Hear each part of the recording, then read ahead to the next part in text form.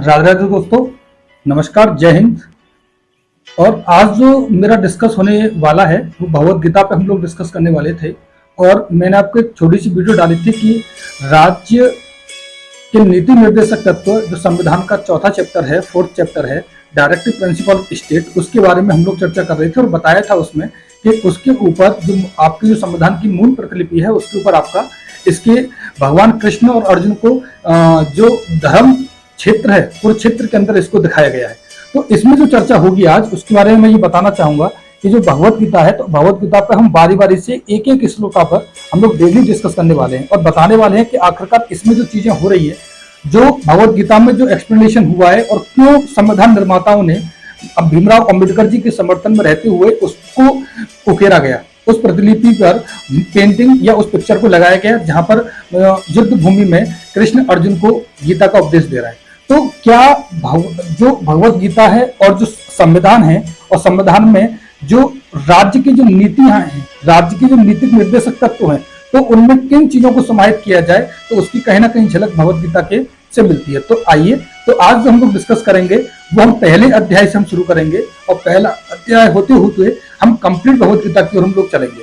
तो इसमें जो भगवत गीता, जो मेन भगवत गीता है, उसको हम लोग उठा रहे हैं। जो इस्कॉन के जो फाउंडर है श्री प्रभुपाद, उनके द्वारा जो एक्सप्लेन किया गया है, उनके द्वारा जो बताया गया है कि भगवत गीता के जो श्लोक हैं उसके जो एक्सप्लेनेशन उन्होंने जो व्याख्या की, उसको भी हम इसमें कुछ ना कुछ समाहित करेंगे। तो इसमें जो भगवत गीता का जो पहला अध्याय है, टोटल आपके 18 अध्याय भगवत गीता के अंदर हैं और 18 अध्याय होने के साथ साथ इसमें टोटल 700 श्लोक टोटल कंप्लीट इसमें है। तो जो पहला अध्याय है, तो पहले अध्याय में जो उसके चैप्टर का जो नाम आता है वो आता है कुरुक्षेत्र के युद्ध स्थल में सैन्य निरीक्षण। तो कौरवों की सेना और पांडवों की सेना आमने सामने खड़ी है और इसको धर्म युद्ध इसको बोला गया है। महाभारत के युद्ध को धर्म युद्ध की संज्ञा दी गई है। उसका कारण क्या है? उसका कारण ये है कि इसमें धर्म को स्थापित करने के लिए जो अधर्म हावी हो रहा था, तो उसको स्थापित करने के लिए यहाँ पर महाभारत का युद्ध हो रहा है। तो उसके आईने को समझने के लिए हमें जरूरत है और जो श्लोका है उसको बारी बारी से पॉइंट टू पॉइंट हम लोग डिस्कस करेंगे। तो चलिए, समय व्यर्थ न करते हुए हम लोग आगे बढ़ते हैं और डिस्कस करते हैं जो भगवत गीता का जो पहला अध्याय है कुरुक्षेत्र के युद्ध स्थल में सैन्य निरीक्षण। तो उसमें पहले अध्याय का पहला श्लोका क्या है? तो उसमें धृतराष्ट्र, जो कौरवों के जो पिता हैं धृतराष्ट्र, तो वो संजय से पूछ रहे हैं और अपनी बात कुछ इस तरीके से कह रहे हैं। तो धृतराष्ट्र बोलते हैं कि धर्म क्षेत्रे कुरुक्षेत्रे शम वेत्ता युद्ध सभा नाम कहा पांडवाश्चैव तुम कुर्वत संजय। तो इसमें धृतराष्ट्र संजय से कुछ इस तरीके से वार्तालाप कर रहे हैं और वो पूछ रहे हैं। तो धृतराष्ट्र ने कहा, हे संजय, धर्म भूमि कुरुक्षेत्र में युद्ध की इच्छा से एकत्र हुए मेरे तथा पांडु के पुत्रों ने क्या किया? तो धृतराष्ट्र संजय से पूछ रहे हैं कि दोनों आमने सामने लोग खड़े हुए हैं, तो आखिरकार युद्ध भूमि में चल क्या रहा है, हो क्या रहा है? तो इसका श्री प्रभुपाद ने, जो इस्कॉन के फाउंडर हैं, उन्होंने अपनी कुछ बात इस तरीके से रखी है, उसकी व्याख्या कुछ इस तरीके से कही है। उन्होंने कहा है कि भगवत गीता एक बहुपठित आस्तिक विज्ञान है जो गीता महात्मा में सार रूप में दिया हुआ है। इसमें यह उल्लेख है कि मनुष्य को चाहिए कि वह श्री कृष्ण के भक्त की सहायता से सवीक्षण करते हुए भगवत गीता का अध्ययन करे और स्वार्थ प्रेरित व्याख्याओं के बिना उसे समझने का प्रयास करे। अर्जुन ने जिस प्रकार से साक्षात भगवान कृष्ण से गीता सुनी और उसका उपदेश ग्रहण किया, इस प्रकार की स्पष्ट अनुभूति का उदाहरण भगवत गीता में ही है। यदि उसी गुरु परंपरा से निजी स्वार्थ से प्रेरित हुए बिना किसी को भगवत गीता समझने का सौभाग्य प्राप्त हो, तो वह समस्त वैदिक ज्ञान तथा विश्व के समस्त शास्त्रों के अध्ययन को पीछे छोड़ देता है।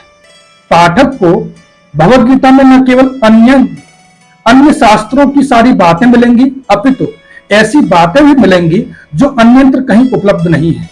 और यही गीता का विशिष्ट मानदंड है। स्वयं भगवान श्री कृष्ण द्वारा साक्षात उच्चरित होने के कारण यह पूर्ण आस्तिक विज्ञान है। महाभारत में वर्णित धृतराष्ट्र तथा संजय की वार्ताएं इस महान दर्शन के मूल सिद्धांत का कार्य करती हैं।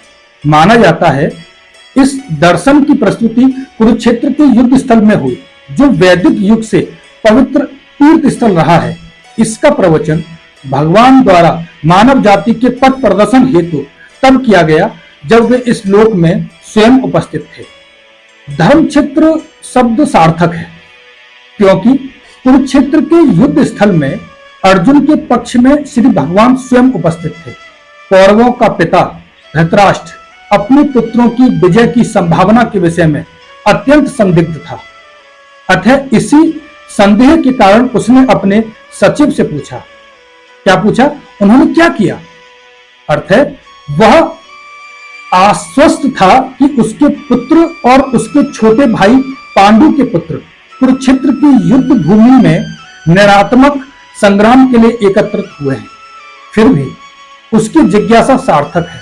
वह नहीं चाहता था कि भाइयों में कोई समझौता हो, अतः वह युद्ध भूमि में अपने पुत्रों की नियति अर्थात भाग्य या भावी के विषय में आश्वस्त होना चाह रहा था। क्योंकि इस युद्ध को कुरुक्षेत्र में लड़ा जाना था, जिसका उल्लेख वेदों में स्वर्ग के निवासियों के लिए भी तीर्थ के रूप में हुआ है। अतः धृतराष्ट्र अत्यंत भयभीत था कि इस पवित्र स्थल का युद्ध के परिणाम पर न जाने कैसा प्रभाव पड़े। उसे भली भांति ज्ञात था कि इसका प्रभाव अर्जुन तथा पांडु के अन्यंत्र पुत्रों पर अत्यंत अनुकूल पड़ेगा, क्योंकि स्वभाव से वे भी पुण्यात्मा थे। संजय श्री व्यास का शिष्य था, अतः उनकी कृपा से संजय धृतराष्ट्र ने उससे युद्ध स्थल की स्थिति के विषय में पूछा।